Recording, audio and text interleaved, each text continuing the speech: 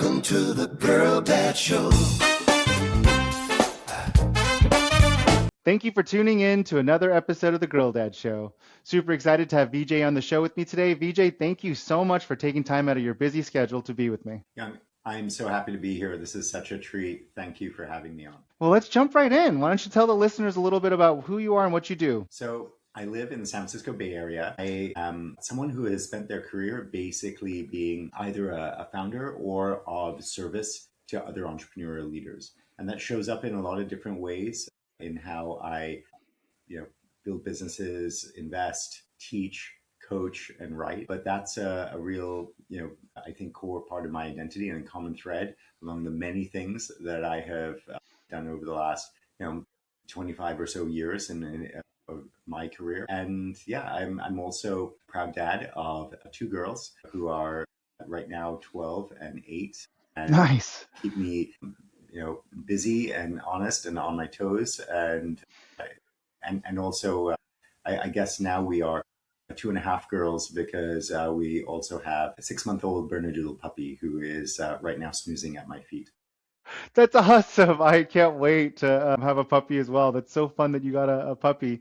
Did the girls talk you into it, or did you actually prompt it? I had told my wife years ago that I wanted to get a dog someday. And then we decided we would wait till our youngest was no longer a puppy herself.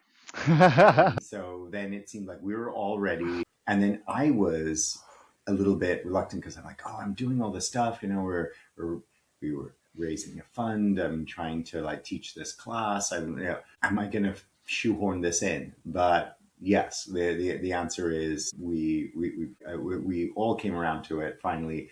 And, she has been a great joy and of course, a ton of work at the same time. Yeah. Things are.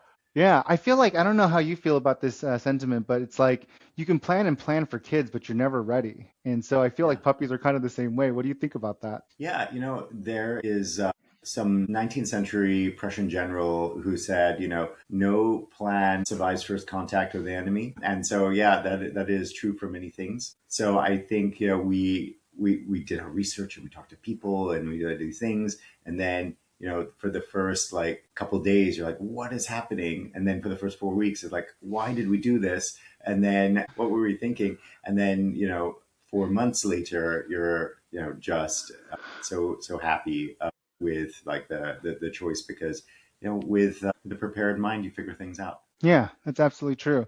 And how are the girls doing with the puppy? Are they participating and are they part of the? Yeah. I think they need a little prompting and pushing sometimes, but generally they are so in love with her and will take her out, feed her, do different things, brush her teeth. It's interesting to see the ways in which both of them both step up differently to be, responsible, pet owners or pet siblings. That's awesome. I love that.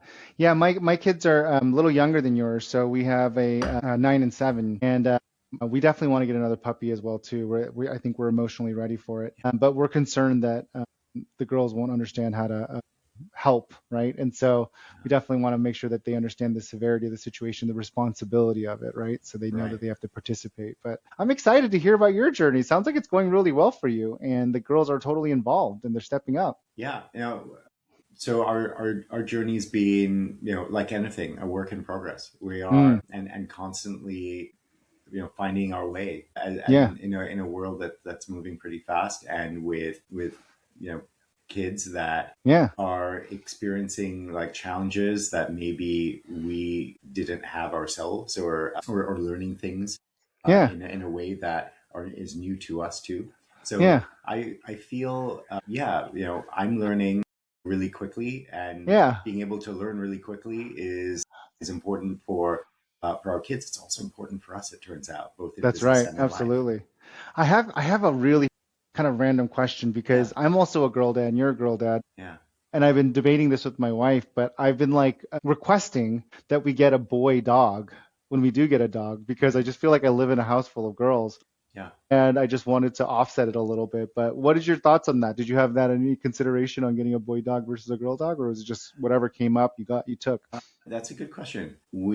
I had heard that boy dogs mark their territory more often, And I think I was anxious about that, Yeah. particularly for our first dog.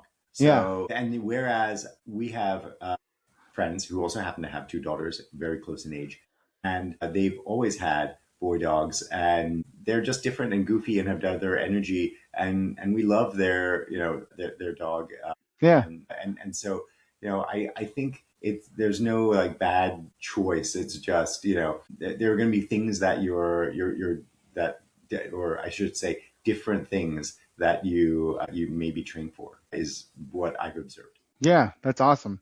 Well, can I switch gears here and let me ask Yeah, a little bit about your work? So, yeah. walk me through what you were talking about because I'm curious about what fund you were raising. Are you Uh-huh. considering being a VC, or are you fundraising for a new company you're starting, or Oh what do yeah. you fund? Yeah. Yeah, so I am building a venture builder with a couple partners, and a venture builder incubates and invests in new businesses. Our particular focus has to do with vertical AI, so very specialized AI around three different areas. These categories are financial services, e-commerce, and enterprise productivity, where either me or my partners have built other businesses before, or separately, I've invested, and I was at a venture firm for 5 years, and certainly have experienced all those, and some other categories as well. And so that's like at the core of what we're doing. We are raising a 506c fund, which is why I can talk about it with general solicitation without fear of general. We are basically looking to raise capital, and it's come from our network so far to support our first handful of incubations. We've had two spin outs already. One company called Fast Tracker that is in the wealth management space, another company called Swick, I'm so quick, to accelerate small business lending. And I think a common theme here isn't about AI replacing people or something like that, but really allowing people to get past the frustrating, difficult parts of their work and focus on the stuff they love to do. So if you are in like the financial advisor space, spend more time with your clients and less on like back office admin and things like that. So that has been like I think a big theme for me is like, how do we use technology or capital to let people do really great work and do the things that they want to spend time on.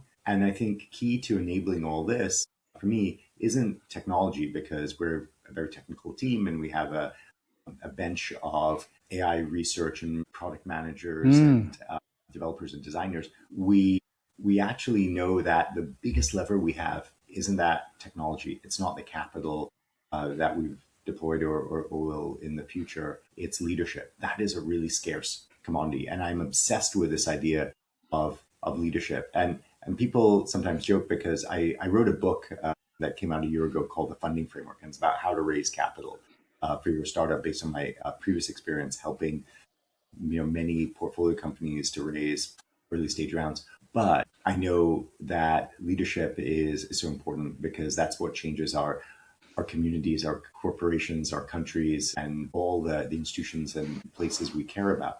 So that is what we try and look for, is these really special domain experts who Yeah. can move the needle and build a meaningful business in the future. Yeah, and you may be thinking about it the same way I do, but I would love to clarify in case it's a Yeah. little bit different. But I've also noticed that more recently, especially in the last several years, like true operators, like founders, operators, like doers, the people that can like actually like build the thing, are also getting more and more rare. It's like becoming the commodity of choice, right? Where you have to find these people that can actually like muck through the pain and discipline it takes to build something. And there's just harder and harder to find those people, in my opinion. Yeah. And so I I've seen and I that I've love seen that that. rise. I love that you point out the muck Hmm. and the pain, because there is both like uncomfortableness and a difficulty Yeah. in like in having to create things, deal with ambiguity and failure and setbacks. And Mm. so people who have had experiences that make them more resilient are in a great position, I think, to build businesses. That's why grit is super important, and looking at people's ultimate motivations and interest beyond, I think the extrinsic value is really important to like figure out, can they navigate that muck, that pain, and hardship that will come with creating something new. Yeah. So do you find it's like the same kind of thing that you're looking for, leadership and operators, or do you think those are two different things? I think operating leadership matters. There's like a number of things we look for, but when I think about the stuff that's really defining, there's people who have a great amount of insight into their industry and experience about that tells them what's really broken, and they can understand like where to apply things. They're not going to take as many years to figure out product market fit, to figure out how to get things to flow, because they kind of like know where to steer That's right. early on. So I think that's one way in which it helps. I think the second is, we tend to work with a lot of business founders or non-technical founders because we tend to provide a lot of that support early on. And so what that means is, the ability to sell, hire, and fundraise are things that maybe that person already has, or they have one or two out of those three skills, and they are skills. They're not like magic tricks. They're things that you can develop over time. Agreed. Yeah, and so like we're looking for that as well. And I think there's other aspects in terms of like, can we be very compatible and work together in a high performing way, as well as what is the mindset of this person to take on this burden or great responsibility, depending on how you're seeing it, to build a business and to live a founder life. Like that mental readiness isn't something that always lives on a resume, but is definitely in the mind and in the heart of everyone who you talk to about whether now is the time, and they are the person, and they are right for a particular opportunity, and to go build it. Yeah, and then when you say venture builder, is that like akin to a venture studio? Yeah. Okay. Yeah. And so I had started a venture studio with colleagues at BBVA, the Nice. Spain-based bank. Yeah. In 2015, there was a group that was their digital group to build, buy, partner, and invest in fintech. We did all those things. And on the build side, we had, I think, a venture studio before we even knew the term ourselves, or it was truly commonplace. And then I think what most venture studios become good at is distribution. They have a distribution playbook, or ideation. And I have a background in human-centered design, and I'm putting Post-it notes up on the wall. But I think when it comes to venture building, in between those two bookends of great design and great distribution, there's also data, there's also development that takes place. And those things are important, because how you may architect a solution around a particular workflow, not just, broadly paint AI over things, and what kind of data makes your output and your product successful and, So cool. and ultimately competitive is really important. So I see all of those things as very integrative to how we do things, and why I like to use increasingly the term venture builder, because we've grown up a little bit from those earlier studio days. Yeah, that's so cool. Yeah, because I've never heard the term before, but it sounds a lot like a studio, but it sounds like it's a different flavor of it. So is it a term that you're coining and you're kind of trying to mark? I definitely did not coin it. Yeah. I've been hearing it for a couple of years. And I think it may look different in style and form to from one place to another, but that's more and more how we think. I love it. Yeah, that's great. Now I have to ask the $1 million question here. Yeah. What do your kids think you do for work? That's really a great question. I think my 8-year-old is not sure, but she knows that I teach at Berkeley. So like that is like a job, you can see tangible, so, understandable. So yeah. So she knows that I wrote a book. She knows so I'm an author. She knows that I teach this leadership and change management for startup founders class with Berkeley Extension. And so they understand, so she understands that. My older daughter sees me as an entrepreneur. And for me, that is the greatest, title I've ever wanted, is someone who, endeavors to create something from, shall we say, modest resources. So that and that is the difference between what I do and, let's say, someone in a large, well-funded corporate environment, perhaps doing the same as I have in the past. So that is what I've heard them say, and so far they're doing pretty well, kind of grokking it. That's awesome. That's great that you have these conversations with them, and I love that the understanding is there. That's awesome. Yeah. Do they have aspirations to be an entrepreneur? I'm not sure. I think when I talk to them, there are so many ideas about what the future is, and so I think I think I heard Sanjay Gupta from CNN, the medical expert, say he's told like his kids that their job is to figure out what their gift is and share it with the world.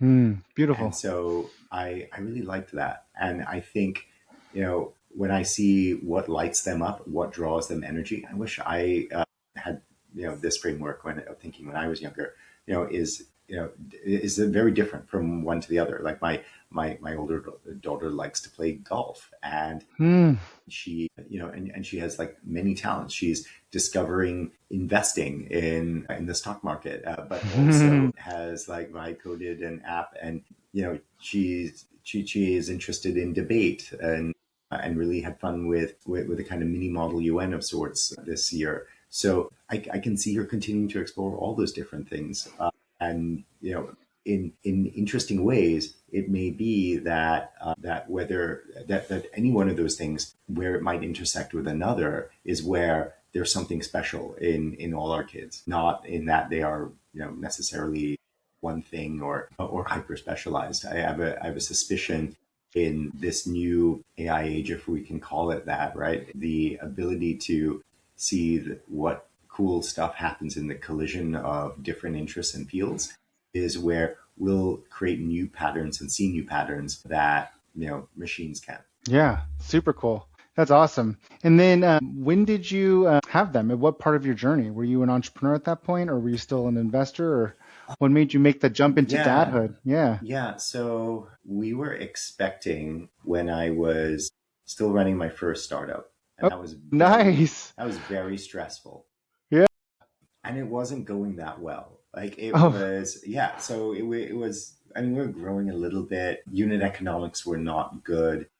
It was like a food-related e-commerce company, and so I learned a whole lot of things of what not to do, as many people might with their first company. And at the same time, there was this responsibility and burden of like, wow, I've got this child that is coming into the world, and so I was winding down the company around the time she was born, and had the great opportunity to work for a wonderful firm in the Bay Area here that did a lot of innovation strategy and other types of work, and because I kind of took this as a time of not me leaving entrepreneurship, but saying, you know what, I really didn't like nail this for a startup. I want to answer this big question: how do you build stuff that people want? Like, what's behind that? And so it spent 2 years kind of getting good at the craft of need finding, which opened up the opportunity to later go work at BBVA and incubate a whole bunch of different companies, and partner with different startups along the way, and be the interim CEO of what became one of the first digital banks for small business, Aslo. Cool. Yeah, and so, but this was me taking a big career shift so that I was both earning and learning to support having a family, and continuing on a larger, longer term journey of creating and building new things along the way. Yeah, sounds like a very interesting time in your life, and you make it sound so calm and peaceful. But I'm assuming there was a lot of rough waves during those decision making patterns for shutting it down while you're having a kid. Hemingway said that courage is grace under pressure. So I try to remember that in all the sort of like ambiguity or challenges that show up. And my second daughter was born 4 years later. And, I was grateful to be in a place where I could take a whole bunch of paternity leave and be there when she came home and things like that. So I'm generally happy for the timing, even if so much of that feels outside our control sometimes. Yeah. And then just out of curiosity, what did your wife think about your startup and you winding it down and having to shut it down and the whole timing of it with the kid? What was her thoughts on all this?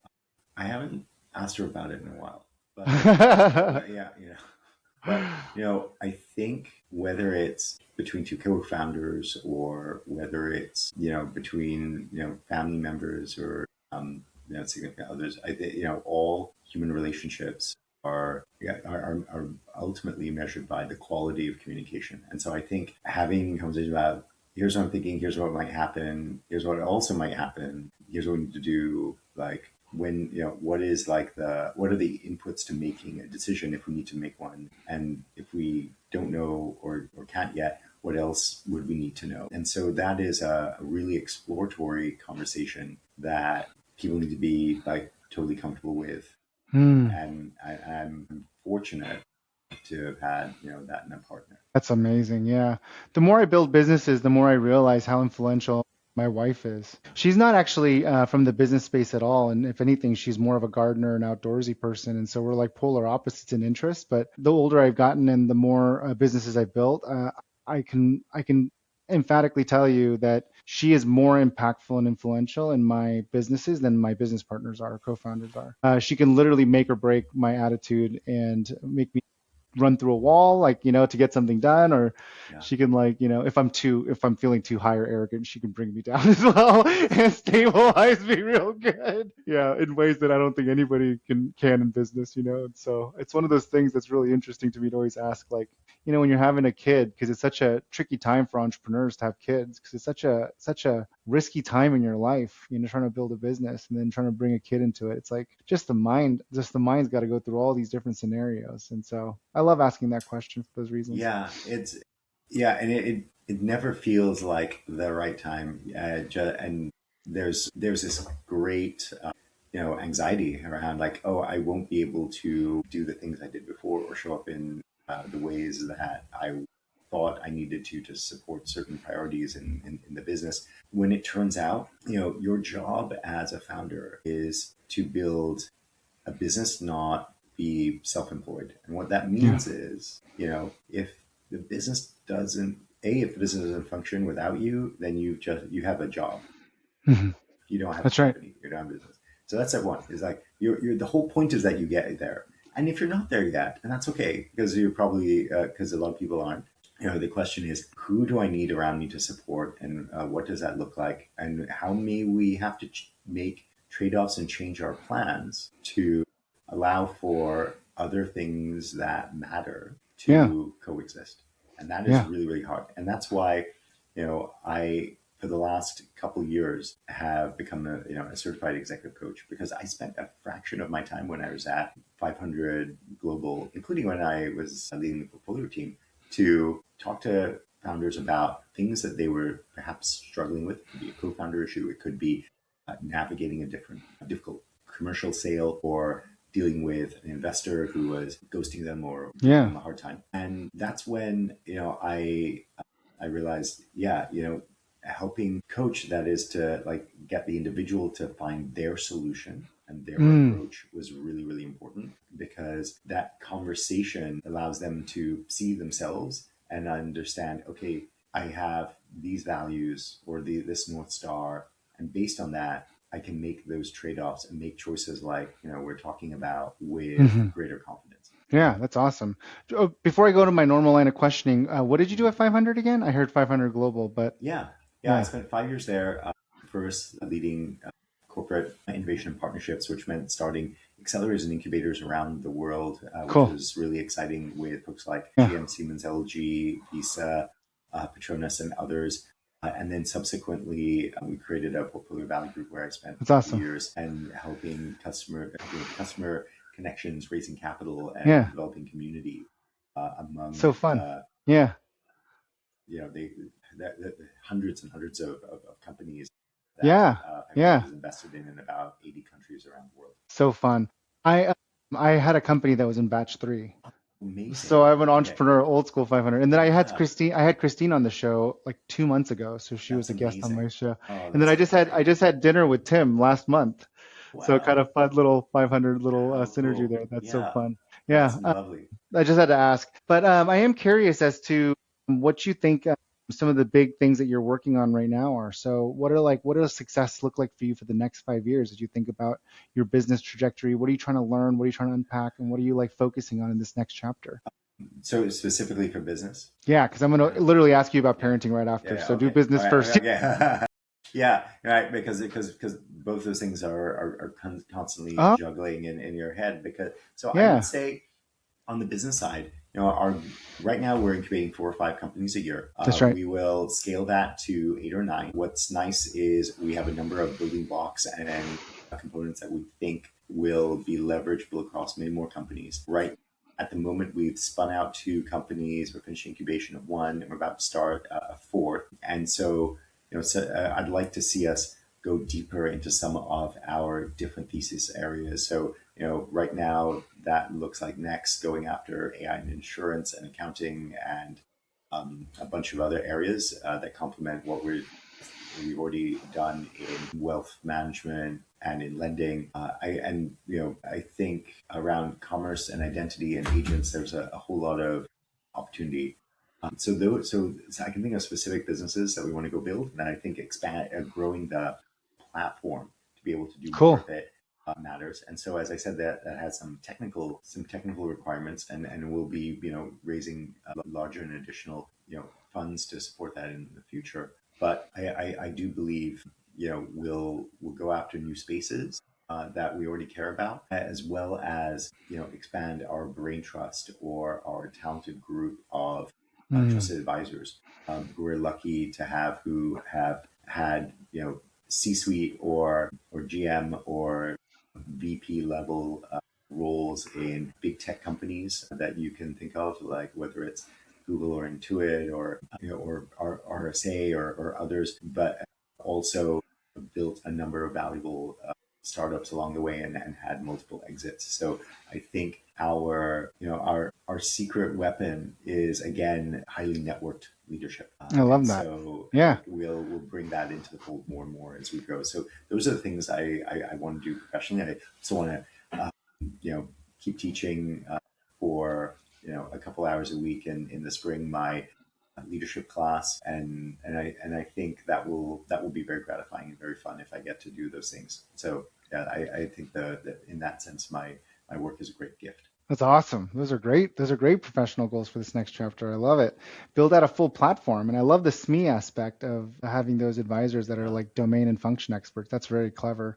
Definitely will help with any entrepreneur that joins your venture builder. How about on the parenting side? What are some of the big aspirations and goals? What does success look like for you in this next chapter of your dadhood? Yeah. So I think the stereotypical Asian parent in me, is going to be prone to helicopter parent, and on academics and on this and that, right? And so I think one of my goals is to again create enough of a space with some guardrails for our girls to keep learning who they are. They're still very young, and it takes a long time to do that. But I think that's like really important. They can do that, and in an environment that is supportive. I think that's the most important thing. I have a child who has ADHD, and so that has us showing her what that is, and me learning along the way, what makes her exceptional, Hmm. and what gifts and superpowers come with that. Love that. There's initially a lot of, I think, shame around that label, which presents what she has as a disorder and a handicap of some kind. And I want to erase that preconception for her. And so that's like a really important thing. And that of course requires me to show up differently. And I'm working on myself to therefore be, a better parent as a result. That's amazing. It's beautiful. Thank you for sharing all those wonderful thoughts and goals. I think that's awesome. It's very inspiring to hear you say that. I do want to make sure that I ask you my rapid fire questions that I ask all my guests. So let's jump right into it, and then I'll get you back on your way here. Of course. Number one piece of advice that you have for other parents or soon to be parents. It's going to be fine. That's a great one. That's a great one. I love it. Okay, so number two, what's one thing that you were very surprised to learn about yourself after becoming a parent? How little sleep I could function on. Yeah, that's a good one as well. Yeah, especially as an entrepreneur, that hits hard. Yeah, that's funny. Yeah, that's a good one. Yeah, it is a lot less than I thought. Yeah, it's funny. Yeah.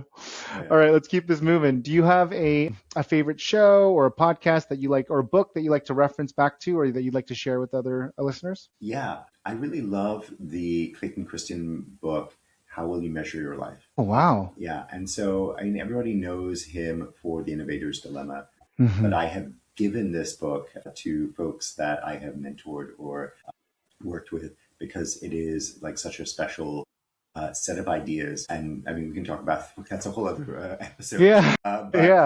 Yeah, I would encourage people to check that out. Yeah. I'm going to check it out. I don't think I've ever read it, so that's exciting for me. I love asking that question because I get to add to my book list. And if they're hungry to read more, then the funding framework, which is this book here. There you go. Yes. There you go. We'll definitely link to your book in the bio. It's a good read as well.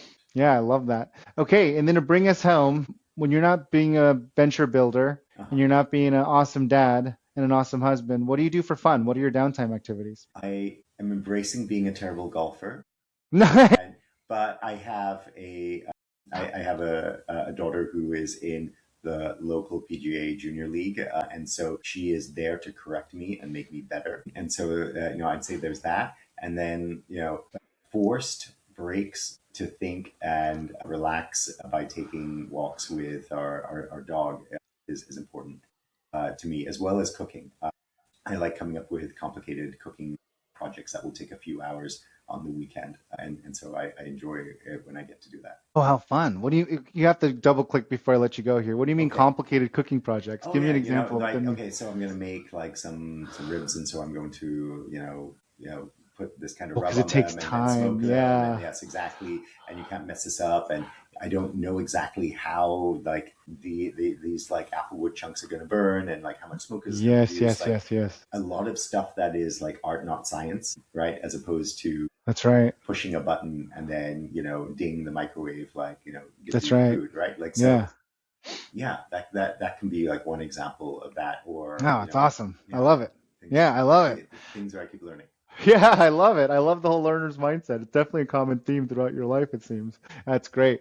Well, Vijay, thank you so much for taking some time out of your busy schedule to talk to me. Yeah, I appreciate you so much. And I hope that we can stay in touch. I feel like there's a lot of parallels to talk about. Well, let's talk soon, okay? We'll see you later. Sounds great. Take care.